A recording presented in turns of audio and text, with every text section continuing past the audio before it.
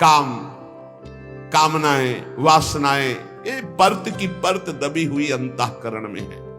जब आप भजन करते हैं तो यही जब खुलते हैं, निकलते हैं, तो आपको लगता है बहुत गंदगी आ रही है, बहुत गंदी बातें मन सोच रहा है, बड़ा चंचल हो रहा है। नहीं, वो निकल रहा है। जब आप भजन में बैठे हो, एकाग्रता पूर्वक नाम जप करो, तब आप पकड़ पा रहे हो कि कितनी गंदी बातें मन में दबी थी, अब मन निर्मल हो रहा है धीरे धीरे। साधक को घबराना नहीं चाहिए, उसको बहुत प्रसन्न होना चाहिए और उत्साह संपन्न होकर भजन बढ़ाना चाहिए। जब भजन में बैठोगे मन जलेगा, अशांत होगा, नाना प्रकार की गलत चिंतन वृत्तियां वो आ नहीं रही, वो जा रही, मन जलकर निर्मल हो रहा है। पर साधक उस समय घबरा जाता है, घबराने की जरूरत नहीं। श्री राधा वल्लभ लाल रसिकों की जीवन मूरी है श्यामा श्याम। रात दिन इनका भजन करो, काम, कामना, वासनाएं सब भस्म हो जाएगी। रस बल छूटे न जो विषय, सुख नहीं पावे कोई। तन छाणे मन गही रहे, दूनों दुख तहां होई। जो भजन में चित्त लगाते नहीं और अपने को त्यागी मानते हैं, मैं ये त्याग दिया, मैं ये त्याग दिया, मैं ये त्याग दिया, बोले काम बनेगा नहीं। भोग की इच्छा अंदर बनी हुई, बाहर से त्याग किए हुए वो भजन में रति नहीं है, ये बहुत बड़े दुख का कारण बनेगा। गिराएगा, बहुत जोर से गिराएगा। क्या करो? भजन में रति करो। देखो छोड़ा कैसे जाता है, धीरे धीरे कदम को बढ़ाते हुए, मजबूत नाम जप बढ़ाते हुए, भगवत चिंतन बढ़ाते हुए, एक एक विषय धीरे धीरे, सहत सहत बाढ़े भगत गृह तन गुरु हितगार। धीरे धीरे एक एक कमियों को पकड़ते जाओ और उनको दूर करते जाओ। आज ये कमी पकड़ा, अब 10 दिन इसी पे लगे, उसको छोड़ा, फिर एक कमी पकड़, फिर छोड़ा, फिर बढ़ निर्विकार। धीरे धीरे, सहसा कोई कदम मत उठाओ, सहसा कोई कसम मत खाओ, धीरे धीरे सहत सहत बाढ़े। और एकदम जिद्दी स्वभाव रखो, जिस बात को छोड़ो, ये फिसड्डी माने बार बार वो फिसलेगा, नहीं नहीं नहीं, हट करके तब आगे निकलोगे। पर ये बल, रस बल छूटे जो विषय, अगर भजन नहीं करोगे, ये केवल नहीं नहीं तो नहीं नहीं कहते हुए पहुंच जाओगे विषय में। हृदय जलता है, भोगों को भोग नहीं रहे, भजन कर नहीं रहे, अशांति बनी रहेगी, एक न एक दिन गिरा देगा। और रस बल छूटे जो विषय, तब ही लहे सुख मूल। जैसे आतप को तप्यो, पावे सरिता कूल। 25-25, 40-40 वर्ष तक विषय नहीं भोगे साधक ने, समझ गया विषय विजयी है, नहीं चिंगारी है। जब तक भगवत साक्षात्कार नहीं हुआ, चिंगारी है, फूस पड़ते ही ज्वाला हो जाएगी। कभी भी दगाबाज मन पर विश्वास न करे। रस बल छूटे जो विषय, तवहीं लहे सुख मूल। रस बल, खूब नाम जप कर रहे, भजन कर रहे, अब कुछ अच्छा ही नहीं लग रहा। अंदर से भोगों की चाहत मिटाना सच्चा त्याग है। बाहर से भोगों का त्याग कर दिया, अंदर से भजन नहीं हो रहा तो कितने दिन टिक पाओगे? एक दिन मुंह भरा गिर जाओगे, पक्का लिख लो। और भजन बल से रस बल जब छूटेगा विषय, तो फिर जैसे कोई बमन नहीं खाना चाहता, ऐसे घृणा हो जाएगी भोगों से। ब्रह्मादिक के भोग सब, या मृत्यु लोक या देवलोक की तो बात जाने दो, ब्रह्मादिक के भोग सब विषम लागत ताई। नारायण ब्रज चंद की लगन लगी है जाई।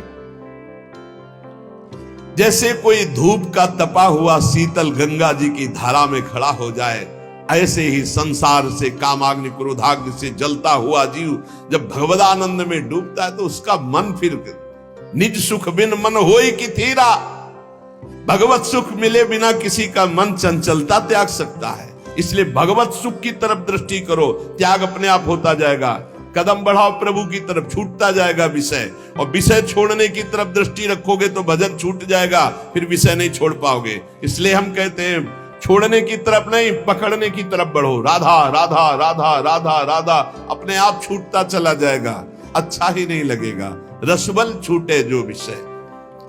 जब भगवदानंद की अनुभूति होती है तो ये सब ऐसे दिखाई देते हैं जैसे स्वप्न। स्वप्न कैसा? बढ़िया सुखद स्वप्न, जब जगे तो हंसी आ जाएगी। बहुत दुखद स्वप्न, जब जगे तो हंसी आ जाए। न दुख न सुख, ये कैसा नाटक माया का।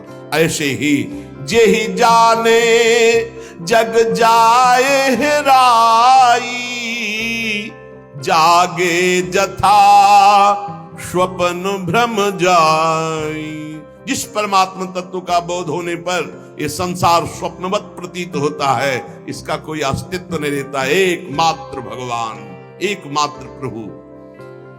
विषय करत वय बीत गई, त्रपित भयो तऊ नाही।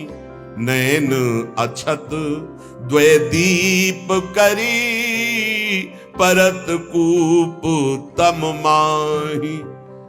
जो भजन नहीं करते और सोचते कि भजन करने की कोई अवस्था है जवानी, बुढ़ापा में भजन करेंगे, बहुत बुरी स्थिति होती भाई। जीवन में भजन का अभ्यास नहीं किया, बुढ़ापा चाहे जहां चले जाओ भजन नहीं बनेगा। मन का आपने अभ्यास नहीं किया भगवान की तरफ लगाने का, तो विषय करत वय बीत गई। भोग करते पूरी जवानी व्यतीत हो गई, अब आ गई वृद्धावस्था, तो त्रपित भयो तऊ नाही। फिर भी वो त्रपित नहीं हो। त्रपित भयो तऊ नाही, विषय करत वय बीत गई। बहुत विचित्र दशा होती है वृद्धावस्था में, क्योंकि अब दुर्गति होनी, इसलिए भगवान की कथा, भगवान की वार्ता सुहाई नहीं देती। वही प्रपंच, वही नाना प्रकार की चित्तवृत्ति विषयों में। बोले नेत्र, ये देखो दो दीपक है, फिर भी नेत्र होते हुए भी कुएं, अंधे कुएं में गिर रहा जीव। देख रहा है कि प्राण छूटने वाले, फिर भी रामकृष्ण हरि नहीं जप रहा। ऐसी मन की, इसीलिए प्रहलाद जी ने कहा कुमार अवस्था से भजन मार्ग में, हाँ कुमार अवस्था से अभ्यास भजन का। यद्यपि तन जीरन भयो, छुटी न मन की रीति। बिखरी पर्यो सिमटत नहीं, इंद्रिन लीन हो जीत। बुढ़ापा आ गया, शरीर में दम नहीं रह गई किसी भी तरह की, ना दांतों में खाने की, ना आंखों में देखने की, ना इंद्रियों में भोगने की। फिर भी भोग भोगना चाहता है जी, है। मन की बड़ी दुर्दशा है, मन की बड़ी दुर्दशा है। ऐसे शरीर की हालत हो रही है, फिर भी संसार का राग। यद्यपि तन जीरन भयो, छुटी न मन की रीति। मन फिर भी वही वासना लिए हुए। अरे बड़ा खेल विचित्र है माया का। यहां दुनिया में लाखों का मेला जुड़ा, हंसा जब जब उड़ा तो अकेला उड़ा।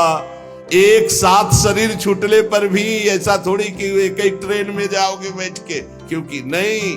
हाँ एक बात जरूर है, दोनों पति पत्नी खूब प्रिया प्रीतम का भजन करें और भाव देह की प्राप्ति हो जाए तो दोनों प्रिया प्रीतम के पास पहुंच जाएंगे, ऐसा हो सकता है। दोनों भगवान का भजन करें, दोनों भगवान को प्राप्त हो जाए। ये पत्नी और पति की पोशाक यहाँ है, मृत्यु लोक की ये पोशाक है।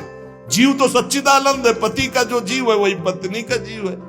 उसमें थोड़ी स्त्रीलिंग पुरलिंग है, जीवात्मा में थोड़ी लिंग है कि ये स्त्री ये पुरुष है। ये तो पोशाक है भाई नाटक की, इस जगत नाटक की स्त्री पुरुष पोशाक है।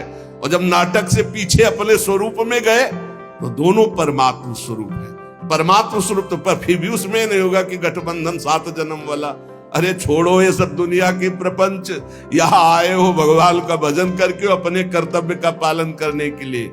ये जन्म जन्म तक का साथ जो है केवल हरि से है और किसी से नहीं।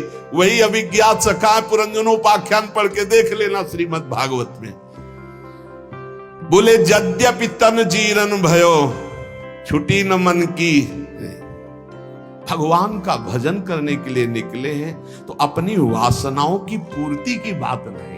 यद्यपि तन जीरन भयो, शरीर तो बुढ़ापे की तरफ जा रहा है लेकिन छुटी न मन की रीति। वही बातें वही। अरे भाई तभी तो फिर भगवान अवस्था में दंड देते हैं। नहीं, वृद्धावस्था में तो सब बखेड़े छोड़ के खूब भजन करे। बहुत कष्ट भोगना पड़ता है। अवश्य में भोक्तव्यम कृतम कर्म शुभाशुभम।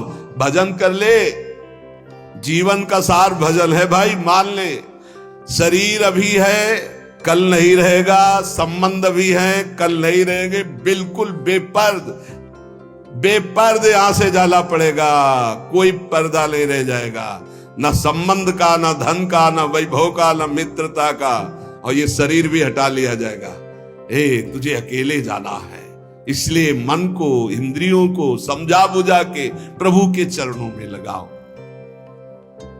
ध्रुवदास जी कह रहे हैं जब प्रभु के चरणों में मन लगाने की तरफ हम बढ़ते हैं तो अपने में श्रेष्ठता आ जाती है और दूसरों की निंदा शुरू कर देते हैं। तो पर निंदा के किए ते आवत नहीं कछु हाथ, मूरख पर्वत पाप को ले चलो अपने साथ। ये दूसरे की निंदा करने का मतलब है उसके जीवन भर के पापों को अपने माथे पे लादना। पर निंदा करना, पर निंदा सुनना दूसरे के पापों, ये अपने ही नहीं भोगे जा रहे हैं, काहे को दूसरे के लाद रहे हो। अगर तुम्हारी कोई निंदा करता है तो तुम मुस्कुराओ, तुम्हारे को जो दंड मिलने वाले हैं उनका नाश वो कर रहा है। लेकिन तुम किसी की निंदा मत करो, ना सुनो। अपनी प्रशंसा अपने मुंह से करना, दूसरे की निंदा सुनना बराबर है। अपनी प्रशंसा न करे, दूसरे की निंदा न सुने। और दूसरे की निंदा करने की तो बात ही नहीं भक्त के हृदय में आनी चाहिए। और भक्तन निंदा अति बुरी भूली करो जिन कोई, किए सुकृत सब जन्म के छिन में डारत खोए। भक्तों की निंदा तो भूल के मत करना, नहीं तो अनेक जन्मों के सुकृत पुण्य सब नष्ट हो जाएंगे।